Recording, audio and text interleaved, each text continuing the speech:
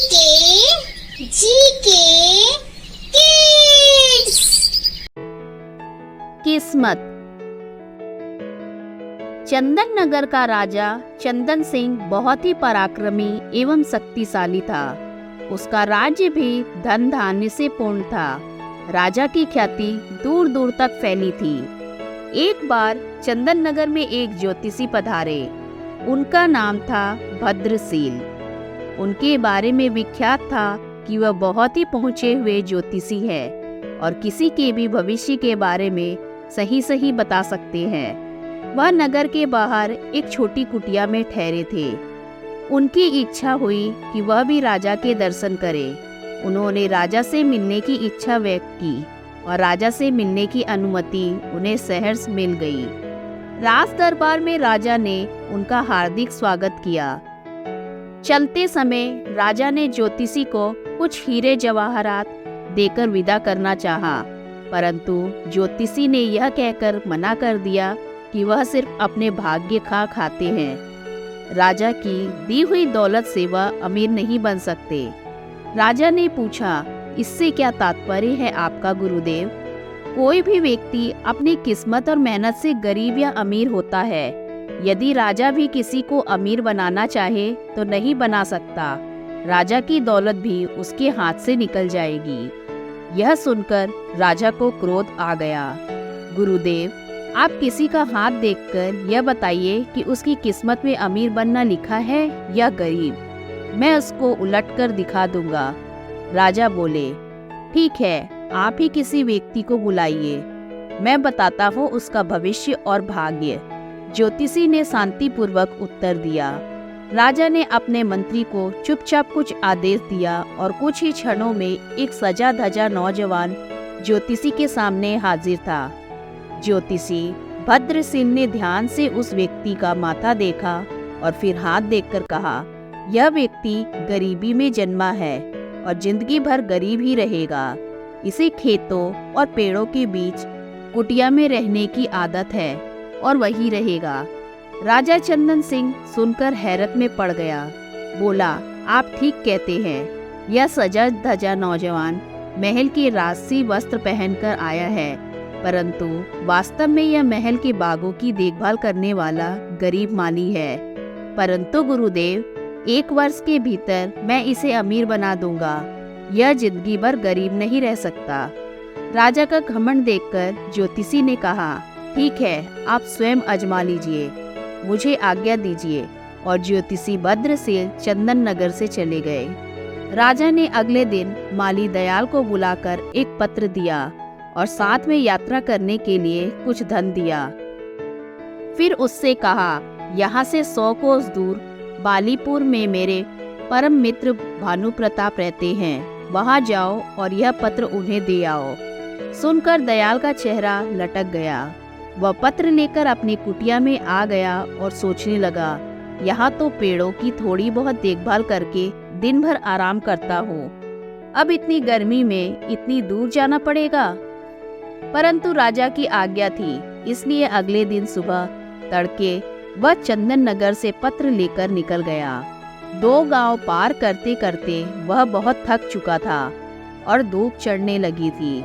इस कारण उसे भूख और प्यास भी जोर की लगी थी। वह उस गांव में बाजार से भोजन लेकर एक पेड़ के नीचे खाने बैठ गया। अभी आधा भोजन ही कर पाया था कि उसका एक अन्य मित्र जो खेती ही करता था मिल गया। दयाल ने अपनी परेशानी अपने मित्र टीकम को बताई। सुनकर टीकम हंसने लगा। बोला, इसमें परेशानी की क्या बात है? राजा के काम से जाओगे, खूब आवभगत होगी। तुम्हारी जगह मैं होता तो खुशी खुशी जाता। यह सुनकर दयाल का चेहरा खुशी से खिल उठा। तो ठीक है भैया टीकम, तुम ही यह पत्र लेकर चले जाओ, मैं एक दिन यहीं आराम करके वापस चला जाऊंगा। टीकम ने खुशी खुशी वह पत्र ले लिया और 2 दिन में बाली नगर पहुंच गया। वहां का राजा भानु प्रताप था। टीकम आसानी से भानु प्रताप के दरवाजे तक पहुंच गया और सूचना भिजवाई कि चंदन नगर के राजा का दूत आया है। उसे तुरंत अंदर बुलाया गया। टीकम की खूब आवभगत हुई। दरबार में मंत्रियों के साथ उसे बिठाया गया। जब उसने पत्र दिया तो भानु प्रताप ने पत्र खोला। पत्र में लिखा था, प्रिय मित्र, यह बहुत योग्य एवं मेहनती व्यक्ति है। इसे अपने राज्य में इसकी इच्छा अनुसार 400 एकड़ जमीन दे दो और उसका मालिक बना दो। यह मेरे पुत्र समान है। यदि तुम चाहो तो इससे अपनी पुत्री का विवाह कर सकते हो। वापस आने पर मैं भी उसे अपने राज्य के 5 गांव इनाम में दे दूंगा। राजा भानु प्रताप को लगा कि यह सचमुच में योग्य व्यक्ति है। उसने अपनी पुत्री व पत्नी से सलाह करके पुत्री का विवाह टीकम से कर दिया और चलते समय ढेरों हीरे जवाहरात देकर विदा किया। उधर आलसी दयाल थका हारा अपनी कुटिया में पहुंचा और जाकर सो गया। 2 दिन सोता रहा, फिर सुबह उठकर पेड़ों में पानी देने लगा। सुबह जब राजा अपने बाग में घूमने निकले तो दयाल से पत्र के बारे में पूछा। दयाल ने डरते डरते सारी राजा को बात बता दी। राजा को बहुत क्रोध आया और साथ ही ज्योतिषी की भविष्यवाणी भी याद आई, परंतु राजा ने सोचा कि कहीं भूल चूक भी हो सकती है, अतः वह एक बार फिर प्रयत्न करके देखेगा कि दयाल को धनी किस प्रकार बनाया जाए। 3-4 दिन पश्चात दयाल राजा का गुस्सा कम करने की इच्छा से खेत से बड़े बड़े तरबूज तोड़कर लाया और बोला, सरकार, इस बार फसल बहुत अच्छी हुई है। देखिए खेत में कितने बड़े बड़े तरबूज हुए हैं। राजा खुश हो गया। उसने चुपचाप अपने मंत्री को इशारा कर दिया। मंत्री एक बड़ा तरबूज लेकर अंदर चला गया और उसे अंदर से खोखला कर उसमें हीरे जवाहरात भरवा कर ज्यों का त्यों चिपका कर ले आया। राजा ने दयाल से कहा, हम आज तुमसे बहुत खुश हुए हैं, तुम्हें इनाम में यह तरबूज देते हैं। सुनकर दयाल का चेहरा फिर लटक गया। वह सोचने लगा कि राजा ने इनाम दिया भी तो क्या। वह बड़े उदास मन से तरबूज लेकर जा रहा था, तभी उसका परिचित लौटन मिल गया।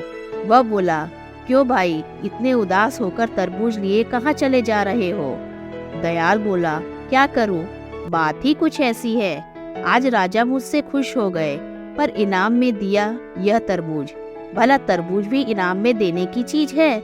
मैं किसे खिलाऊंगा इतना बड़ा तरबूज? लौटन बोला, निराश क्यों होते हो भाई, इनाम तो इनाम ही है। मुझे ऐसा इनाम मिलता तो मेरे बच्चे खुश हो जाते। फिर ठीक है, तुम ही ले लो यह तरबूज। और दयाल तरबूज देकर कुटिया पर आ गया। अगले दिन राजा ने दयाल का फिर वही फटा हाल देखा तो पूछा, क्यों तरबूज खाया नहीं? दयाल ने सारी बात चुपचाप बता दी। राजा को दयाल पर बड़ा क्रोध आया, पर वह क्या कर सकता था। अगले दिन दयाल ने लोटन को बड़े अच्छे अच्छे कपड़े पहने बग्गी में जाते देखा तो उसके आश्चर्य का ठिकाना न रहा। दयाल ने अचानक धनी बनने का राज लोटन से पूछा तो उसने तरबूज का किस्सा बता दिया। सुनकर दयाल हाथ मलकर रह गया। तभी उसने देखा कि किसी राजा की बारात सी आ रही है।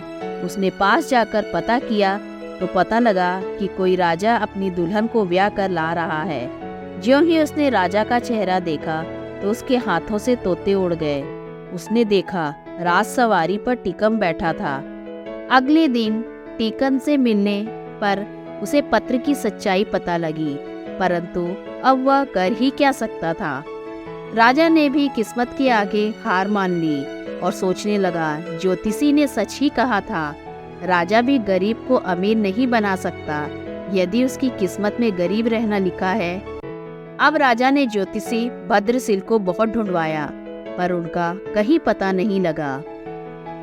धन्यवाद।